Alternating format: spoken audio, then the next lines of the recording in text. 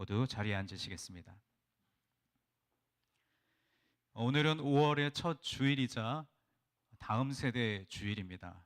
사실 미국은 한국처럼 5월 5일 어린이날이 없지만 우리 한국 교회들은 전통적으로 5월이 되면 하나님께서 우리에게 허락하신 가장 작은 교회인 그 가정의 소중함을 우리 마음에 새기면서 5월 한 달 동안 가정의 달로 보내게 됩니다.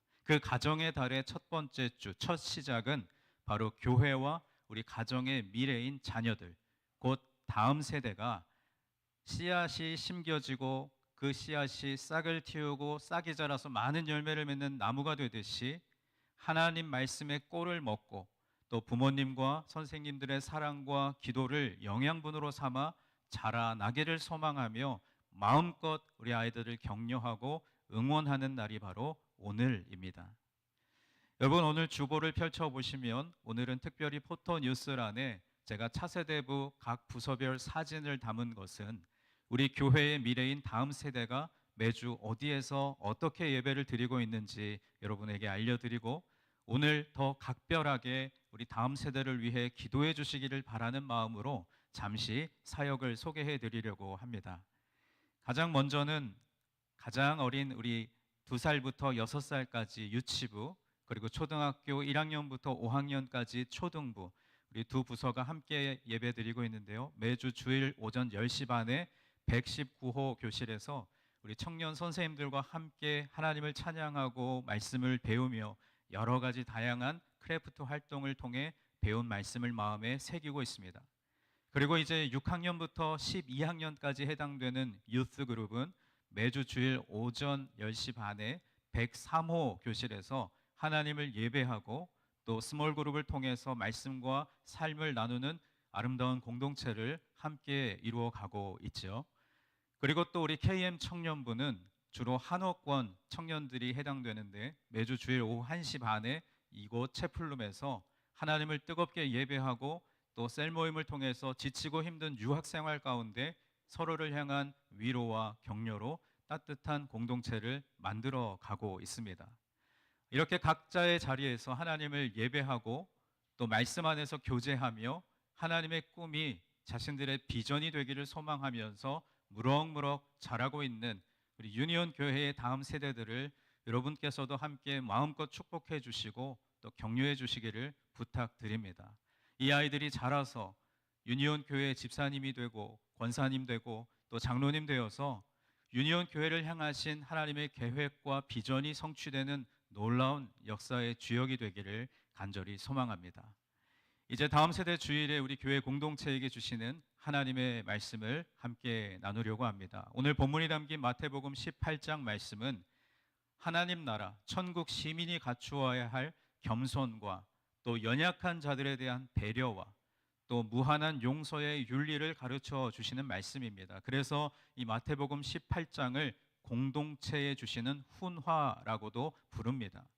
예수님의 제자들 그리고 하나님 나라의 백성들 사이의 그 대인 관계가 어떠해야 하는지, 어떠한 모습으로 함께 하나님 나라를 세워가며 함께 예배하는 공동체를 이루어 가야 하는지에 대해서 말씀하고 있습니다.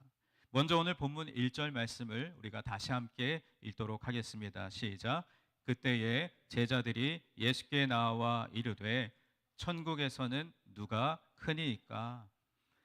오늘의 말씀은 그때에라고 하는 단어로 시작되는데 이 그때가 언제인지를 알려면 오늘 본문에 앞선 마태복음 17장의 마지막 부분을 함께 살펴보아야 합니다. 마태복음 17장 24절 말씀을 보면 가버나움에 이르니 반세겔 받는 자들이 베드로에게 나와 이르되 너의 선생은 반세겔을 내지 아니하느냐라고 말씀합니다. 제자들의 마음을 흔들었던 사건이 하나가 있었는데 그것은 바로 성전세, 곧 성전에 세금을 내는 문제였습니다. 이제 예수님께서 가버나움에 도착하시자 이 성전세를 거두는 사람이 베드로에게 찾아와서 이렇게 묻습니다. 너희 선생 예수도 성전세를 내었느냐? 그러자 베드로는 우리 선생님도 성전세를 낼 것이니 걱정하지 말고 돌아가라 라고 답합니다. 당시에 20세부터 50세 사이의 남성들은 의무적으로 1년에 한 번 반세겔의 성전세를 내도록 되어 있었는데 그 대상에 예수님도 포함이 되셨던 것이죠. 그런데 이미 이 두 사람의 대화를 들으셨던 예수님께서 먼저 베드로에게 이렇게 질문하시는데, 이어지는 마태복음 17장 25절 말씀입니다. 이르되 내신다 하고 집에 들어가니 예수께서 먼저 이르시되 시몬아 네 생각은 어떠하냐? 세상 임금들이 누구에게 관세와 국세를 받느냐? 자기 아들에게냐 타인에게냐라고 물으셨습니다. 예수님께서는 지금 세상 임금에 빗대어서 과연 예수님께서 성전세를 내는 것이 합당한지에 대해서 베드로에게 질문하신 것입니다. 세상의 임금이 관세를 거두고 또 국세를 거둘 때 자기 아들에게도 거두는 것이 맞느냐, 아니면 타인에게 거두는 것이 맞느냐, 이렇게 질문하신 것이죠. 그러자 베드로는 이어지는 26절 전반부에서 이렇게 답합니다. 베드로가 이르되 타인에게니이다. 관세와 국세는 백성들이 내는 것이기 때문에 왕의 아들은 내지 않습니다. 그랬더니 예수님께서 이어지는 후반부에 이렇게 말씀하십니다. 예수께서 이르시되 그렇다면 아들들은 세를 면하리라. 이것은 어떤 의미입니까? 예수님은 성전의 주인이신 하나님의 아들이시기 때문에 성전세를 내지 않아도 된다는 것이죠. 세상 임금이 자기 아들에게는 관세를 받지 않는 것처럼 예수님 역시 성전세를 내실 필요가 없다고 말씀하신 것입니다. 그런데 제자들은 지금 예수님께서 성전세를 내지 않아도 된다라고 하신 이 말씀을 하나님 나라에서 누리는 어떤 권세와 특권으로 잘못 오해하고 있었던 것입니다. 예수님께서 하나님의 아들로 성전세를 내지 않아도 되는 것이 그분의 특권이라면 그 예수님을 따르는 우리도 하나님 나라에 속한 자로서, 하나님의 거룩한 백성으로서 천국에서 어떤 그런 특권을 누릴 수 있지 않을까 생각했던 것입니다. 바로 그때에 제자들은 천국에서 과연 누가 큰지를 논쟁하고 있었습니다. 즉 그때까지도 제자들은 예수님께서 말씀하시는 천국, 하나님 나라가 이 땅에 이루어지는 세상의 나라라고 생각했고, 그 나라가 이루어질 때에 다른 제자들보다 자신들이 더 높은 자리에 앉으려는 욕망으로 서로 눈치 싸움을 하며 있었던 것입니다. 제자들은 예수님께서 고난을 당하시고 죽임을 당하실 것이라고 두 번이나 말씀하셨음에도 불구하고 그들은 그 말씀을 귓등으로도 듣지 않았습니다.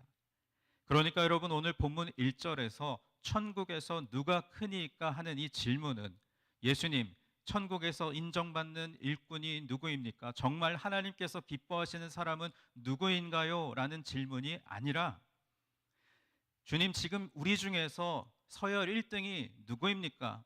예수님의 뒤를 이어 리더가 될 사람은 과연 얼마 전에 산에 데려가셨던 세 사람 중에 베드로입니까? 야고보입니까? 요한입니까? 이런 질문을 한 것입니다. 결국 이 질문 가운데 드러나게 된 것은 그들의 교만이었습니다. 내가 남들보다 더 높이 올라가려 하고, 내가 남들보다 더 앞서려 하고, 내가 더 인정받고 다른 이들을 지배하려고 하는 그 교만함이 이 질문 속에 담겨 있었던 것이죠. 주님께서 사랑하시는 여러분, 사실 이 질문은 오늘 본문에 등장하는 제자들만의 이야기가 아니라 오늘 이 시대를 살아가고 있는 저와 여러분의 이야기이기도 합니다. 여러분이 현실 속에서, 그리고 그 삶 속에서 최선을 다해 살아가는 이유가 무엇입니까? 하나님의 영광 때문입니까? 그 하나님의 나라 때문인가요? 솔직히 말해서 우리의 탐심 때문이 아닙니까? 내가 성공하고, 내가 인정받고, 내가 잘 나가고, 잘 먹고 잘 살기 위해서 최선을 다해 살아가고 계시지 않습니까?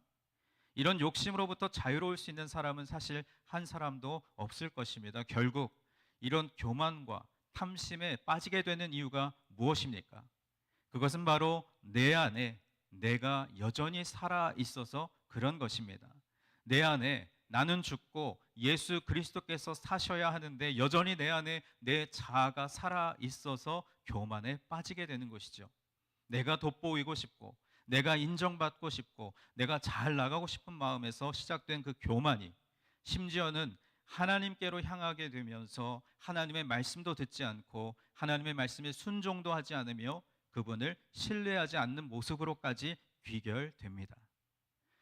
이렇게 교만과 탐심으로 가득 찬 제자들의 질문에 대해서 예수님은 오늘 본문 2절과 3절에서 이렇게 대답하십니다. 오늘 본문 2절과 3절 말씀을 함께 읽습니다. 예수께서 한 어린아이를 불러 그들 가운데 세우시고 이르시되 진실로 너희에게 이르노니 너희가 돌이켜 어린아이들과 같이 되지 아니하면 결단코 천국에 들어가지 못하리라. 아멘. 여러분, 이 말씀은 우리가 너무나 잘 아는 말씀입니다. 천국은 어린아이와 같은 자들이 들어간다. 그런데 여러분, 이 말씀을 잘못 오해하시는 분들은 어린아이와 같이 유치해지라는 말인가? 어린아이와 같이 순수한 척하라는 것인가? 이렇게 오해하시기도 하지만 오늘 말씀의 제목 가운데 어린아이들과 같이 자기를 낮추는 사람이 이 천국에 들어갈 자격을 얻게 된다는 말씀을 오늘 이 다음 세대 주일에 우리 안에 가득하게 품기를 원합니다. 여러분, 지금 예수님께서 제자들에게 하신 이 말씀은 사실 제자들에게 엄청난 충격이었습니다. 왜냐? 제자들은 지금 본인 스스로는 이미 천국에 들어갈 자격을 갖추었고 이미 천국에 속한 자라고 생각하고 있었기 때문입니다. 나는 이미 천국을 소유한 자로서 그 천국에서 큰 자가 누구입니까? 라고 질문한 것인데 예수님의 대답은 너희가 돌이켜 어린아이들과 같이 되지 아니하면 결단코 천국에 들어가지 못하리라고 말씀하셨습니다. 그러니까 지금 너희들은 천국에 속한 자가 아니니까 착각하지 말고 지금 누가 크냐 작으냐를 논할 때가 아니라는 말씀입니다. 아직 천국을 소유하지 못했다는 것, 그것이 제자들에게는 굉장히 충격적인 말씀이었습니다. 그리고 여러분, 이 3절 말씀에서 제가 따로 표시하진 않았지만 아주 중요한 단어가 있는데 그것은 바로 어린아이들과 같이 되지 아니하면 그 앞에 있는 돌이켜라고 하는 단어입니다. 돌이킨다는 것은 무엇입니까? 방향을 전환한다는 의미입니다. 지금 제자들이 잘못된 방향으로 가고 있다는 말씀이죠. 너희들이 지금 돌이키지 않고 계속 그 잘못된 길로 걸어가면 너희들은 교만에 빠지게 되고 천국에 들어갈 수 없다는 것입니다. 그러면서 돌이켜야 할 방향으로 알려주신 것이 바로 어린 아이와 같이 되라는 것이었습니다. 여러분, 예수님 당시의 사회는 성인, 남자 중심의 사회였습니다. 그래서 유대인들은 사람의 수를 계산할 때에도 여자와 어린아이는 그 대상에서 제외했습니다. 그래서 당시의 어린아이는 그저 보이는 모습 그대로 작고 연약한 사람이었습니다. 그러니까 어린 아이와 같이 되어야 천국에 들어갈 수 있다고 하는 것은 어린 아이와 같이 낮은 지위를 가져야만 천국에 들어갈 수 있다는 것입니다. 그러면서 오늘 본문 4절에서 그 해답을 알려주시는데 우리 4절 말씀도 함께 있습니다. 그러므로 누구든지 낮추는 사람이 천국에서 큰 자니라. 아멘. 이것은 그들이 기존에 가지고 있던 가치관과는 전혀 상반된 말씀이었습니다. 하나님 말씀을 보면 예수님의 제자들은 종종 어린 아이들을 무시했습니다. 어린 아이들이 예수님을 찾아오면 그들을 쫓아내기에 바빴습니다. 왜 예전에 우리 하던 말대로 애들은 가 하면서 애들이 가까이 오는 것을 원치 않았던 것이죠. 마가복음 10장 13절과 14절 말씀을 보면 사람들이 예수께서 만져주심을 바라고 어린아이들을 데리고 오매 제자들이 꾸짖건을 예수께서 보시고 노하시어 이르시되 어린아이들이 내게 오는 것을 용납하고 금하지 말라. 하나님의 나라가 이런 자의 것이니라 라고 말씀하셨습니다. 그렇게 무시했던 어린 아이들이 천국에서 큰 자라고 하시니까 제자들은 무척 당황했을 것입니다. 그런데 여러분, 왜 어린아이와 같이 자기를 낮추는 사람이 천국에서 큰 자라고 말씀하셨을까요? 예수님께서 어린아이들을 특별히 사랑하셨기 때문일까요? 물론 그런 이유도 있겠지만 가장 큰 이유는 바로 복음의 핵심이 낮아짐에 있기 때문입니다. 복음은 나를 위해 한없이 낮아지신 예수 그리스도의 은혜를 발견하는 것입니다. 예수님께서는 우리 인간을 위해 어디까지 낮아지셨습니까? 빌립보서 2장 6절부터 8절까지 말씀을 함께 읽습니다. 그는 근본 하나님의 본체시나 하나님과 동등됨을 취할 것으로 여기지 아니하시고 오히려 자기를 비워 종의 형체를 가지사 사람들과 같이 되셨고 사람의 모양으로 나타나사 자기를 낮추시고 죽기까지 복종하셨으니 곧 십자가에 죽으심이라. 아멘. 예수님께서는 자신께서 누려 마땅한 모든 영광을 내버리고 하나님과 본체이신 그분이 스스로 인간이 되셨습니다. 이 낮아짐을 통해 보여주신 것은 인간을 위해서 자신의 목숨을 내어주신 십자가 사랑입니다. 이것이 복음이며 이것이 구원의 은혜인 줄 믿습니다. 아멘이십니까? 도저히 구원받을 수 없는 죄인들을 구원하시기 위해 낮고 낮은 모습으로 오셔서 우리를 향해 먼저 손을 내밀어 주셨습니다. 우리가 살아가는 세상에서 사람들은 자기 자신을 높이려 하지만 하나님 나라에서는 어린아이와 같이 자기 자신을 낮추는 사람이 큰 사람입니다. 예수님은 마태복음 20장 26절과 27절에서 이렇게 말씀하십니다. 너희 중에 누구든지 크고자 하는 자는 너희를 섬기는 자가 되고 너희 중에 누구든지 으뜸이 되고자 하는 자는 너희의 종이 되어야 하리라 라고 말씀하셨습니다. 우리가 따르고 우리가 섬기는 예수님은 이렇게 겸손한 분이셨습니다. 주님도 이 세상에 오셔서 제자들의 그 발을 씻기실 때 허리에 수건을 두르시고 그 제자들, 그 종들의 발을 씻기는 그러한 삶을 사셨습니다. 예수님은 모든 사람들에게 섬김을 받는 자리에 있어 마땅한 분이셨지만 그 자리에 앉지 않으시고 도리어 모든 사람들의 종이 되셔서 그들을 섬기는 자리로 내려가셨습니다. 따라서 그 예수님을 믿고 따르는 우리 그리스도인들도 그 예수 그리스도의 겸손을 본받아 주님의 이름으로 다른 이들을 섬기는 그런 삶을 살아가야 할 줄로 믿습니다. 주님께서 사랑하시는 여러분은 어디까지 낮아져 보셨습니까? 우리 사람은 본질적으로 낮아지는 것을 별로 좋아하지 않습니다. 왜냐? 내가 남보다 낮아지면 나는 실패한 인생이고 나는 낭망하고 좌절한 그런 인생이 되기 때문입니다. 그런데 여러분 조금만 생각해 보면 우리가 낮아진다고 해서 실패자가 되거나 패배자가 되는 것이 아닙니다. 내가 낮아진다고 해서 나의 정체성이 달라지는 것도 아닙니다. 오히려 우리가 낮아지면 그 낮아짐을 통해 그리스도의 형상이 나타나고 예수님 닮은 성품이 우리 안에서 나타나게 될 것을 믿습니다. 남들보다 높아지려 하고 인정받으려 하고 큰 자가 되려고 노력하는 그런 사람에게 드러나는 것은 결국 교만과 탐심뿐입니다. 그러나 우리가 오늘 3절 말씀에 기록된 대로 돌이켜 그 방향을 전환하여 어린아이와 같이 자기를 낮추는 사람이 되면 우리를 통해 예수님의 성품이 드러나고 우리는 그 예수님을 닮은 사람이 되어 갈 줄로 믿습니다. 그렇다면 오늘 말씀의 이 낮아짐, 자기를 낮추는 이 사람은 구체적으로 어떤 것을 의미하는 것일까요? 우리는 보통 겸손이라고 하면 낮아진 마음의 상태를 생각합니다. 그런데 오늘 말씀이 우리에게 말씀하고 있는 낮아짐이라고 하는 것은 영적인 상태나 마음의 상태를 의미하는 것이 아닙니다. 이어지는 5절 말씀을 우리가 함께 읽겠습니다. 또 누구든지 내 이름으로 이런 어린아이 하나를 영접하면 곧 나를 영접함이니. 아멘. 예수님께서는 이런 어린아이 하나를 영접하는 것이 곧 예수님을 영접하는 것과 같다라고 말씀하십니다. 이것은 당시에 사회적으로 지위가 낮은 사람들에 대해서 무시하고 또 경멸했던 그 태도를 바꾸라는 말씀이기도 합니다. 그들을 자신의 영역에서 밀어내는 것이 아니라 우리의 영역 안으로 받아 주어야 하는 것을 영접이라는 말로 표현하면서 그들을 내 삶의 일부로 받아들이고 그들을 위해 나의 시간과 나의 에너지와 나의 물질을 사용해야 한다고 말씀하십니다. 결국 예수님께서 하신 이 말씀의 핵심은 그들을, 그 어린 아이와 같은 자들을 우리의 영역 안으로 받아들여서 그들을 섬길 수 있어야 한다는 것입니다. 누구든지 주님의 이름으로 어린아이 같고 낮고 연약한 자들을 영접하는 것은 주님을 영접하는 것과 같습니다. 그 사람이 예수님의 몸의 지체이기 때문입니다.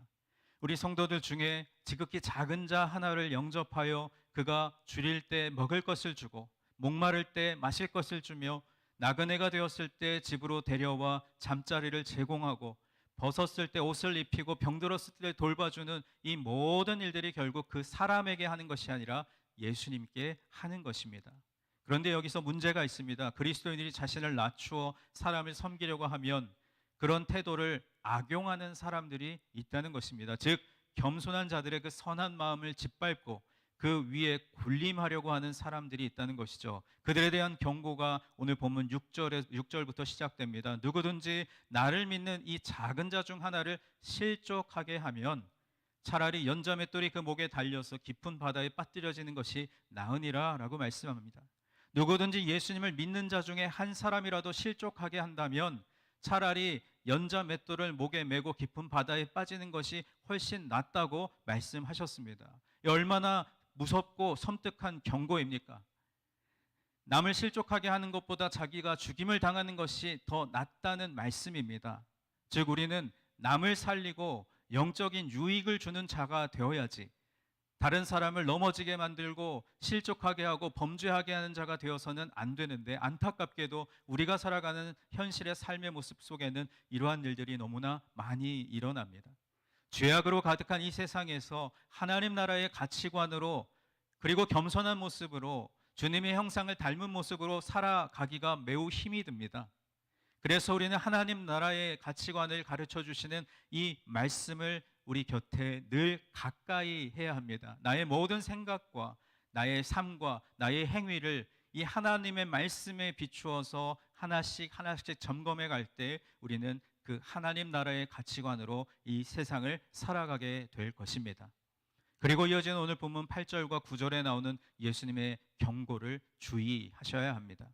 우리 손이나 발이 다른 사람을 실족하게 하면 차라리 그것을 찍어버려 장애인이 되거나 다리 저는 사람으로 살다가 영생에 들어가는 것이 멀쩡하게 두 손 두 발 가지고서 영원한 불에 던져지는 것보다 낫다라고 말씀하십니다. 또한 우리의 눈이 범죄하게 하면 눈을 빼어버리는 것이, 그렇게 눈을 빼어버리고 천국에 가는 것이 멀쩡히 두 눈을 가지고 지옥불에 던져지는 것보다 낫다고 말씀하셨습니다. 이것은 실제로 우리 손, 발, 또 눈이 범죄하면 그것을 잘라내거나 빼버리라는 그런 잔혹한 말씀이 아닙니다. 예수님께서는 과장법을 사용하셔서 작은 자 하나를 실족하게 하는 일이 하나님께서 보시기에 얼마나 악한 일인지를 경고하시기 위해서 이 말씀을 하고 계신 것이죠. 그래서 오늘 예수님께서 주신 이 경고의 말씀, 이 말씀의 결론은 오늘 본문 10절의 말씀인데요. 우리 10절 말씀을 함께 읽습니다. 삼가 이 작은 자 중에 하나도 업신여기지 말라. 너희에게 말하노니 그들의 천사들이 하늘에서 하늘에 계신 내 아버지의 얼굴을 항상 배움느니라. 아멘. 여러분, 여기서 말하는 이 작은 자, 이 작은 자는 예수님을 믿는 어린 아이 또는 어린아이와 같은 겸손한 마음을 가진 자, 거기에 덧붙여서 아직 신앙이 다 자라지 않은 초신자, 새신자, 그런 자들을 말합니다. 겸손한 마음을 가지고 주님을 섬기는 그 사람들을 무시하고 또 실족하게 하는 것은 하나님께서 악하게 보시는 죄악이라는 말씀입니다. 이것은 하나님의 말씀입니다. 따라서 겸손한 자들, 연약한 자들, 힘 없는 자들이라고 해서 그들을 업신 여겨서는 안 된다는 것입니다. 왜냐? 하나님께서는 그들을 귀하게 여기시기 때문입니다. 주님께서 사랑하시는 여러분, 여러분 지금까지 오랜 시간 신앙생활을 해 오시면서 혹시 여러분의 말, 여러분의 행동, 어떤 태도 때문에 어떤 이 작은 자를 실족하게 한 적은 없으십니까? 내 생각만이 옳다는 아집과 또 교만으로 어린아이와 같은 겸손하고 여린 마음을 가진 자들을 실족하게 했던 적이 있다면 오늘 이 말씀 앞에 순종함으로 겸허히 여러분의 죄를 하나님 앞에 고백하시기 바랍니다. 저는 개인적으로 찾아가는 말씀 기도에서 늘 빠짐없이 기도하는 제목 가운데 우리 교회와 교우들을 위해서 기도하는 제목처럼 환우들, 그리고 장기 결석자들, 오랜 시간 얼굴을 마주하지 못한 우리 교우들, 그리고 작년부터 이어지는 교회의 어려운 상황들로 인해서 이 우리 무리에서 떨어져 나간 교우들을 위해서 늘 기도합니다. 우리의 부족함으로 그들이 교회를 떠난 것만이 아니라 신앙을 떠나지 않기를 간절히 기도하고 있습니다. 여러분도 이 기도에 함께 동참해 주시기를 바랍니다. 뭐 자주는 아니지만 이제 얼굴을 꽤 오래 보지 못한 분들에게 이렇게 연락도 드리고 그러다 보면은 뭐 말씀으로는 뭐 조금 건강이 나아지면 나갈게요. 또 교회 상황이 좀 나아지면 나갈게요. 이렇게 말씀들은 하시지만 교회를 떠나 계시는 분들 또 주변 분들을 통해서 이렇게 이야기를 듣다 보면 뭐 목회자로서 이게 적당한 말인지 는 모르겠지만 교회가 유니온 교회만 있는 건 아니니까 어디서든 예배에 나가셔서 신앙생활을 꾸준히 해가시기를 바라면서도 들려오는 이야기들은 교회도 나가지 않으시고 신앙 안에서 떠나 있는 모습에 대한 소식들이 들려올 때 얼마나 마음이 아픈지 모릅니다. 여러분, 우리가 개인적으로나 아니면 공동체적으로 작은 자를 실족하게 한 일이 있다면 하나님께서 생각나게 하시는 대로 그 죄를 주님 앞에 겸허히 고백해야 할 줄로 믿습니다. 그 작은 자를 실족하게 하지 않고 그 작은 자를 영접하며 소중히 하는 것이 그 사람을 향한 일이 아니라 바로 하나님을 향한 일이기 때문입니다. 주님께서 사랑하시는 여러분, 오늘 이 말씀이 우리에게 교훈하는 것처럼 어린아이와 같이 자기를 낮추는 사람이 되어 하나님 나라의 가치관을 가지고 살아가면 우리의 삶의 자리에 하나님 나라가 임하게 될 줄 믿습니다. 먼저는 여러분의 마음 가운데, 또 여러분이 속한 가정과 일터와 또 우리 공동체 가운데 하나님의 나라가 임하게 될 것입니다. 예수님의 겸손과 낮아지심, 그리고 그 섬김의 모습을 닮아 주님의 형상과 성품을 나타내는 삶이 되기를 소망합니다. 그럴 때 우리는 하나님 나라를 소유하게 될 뿐 아니라 이 땅에서도 하나님 나라를 경험하며 살아가게 될 줄 믿습니다. 이번 한 주간 그러한 삶을 살아가는 귀한 믿음의 사람들 되시기를 주님의 이름으로 간절히 축원합니다. 이 시간에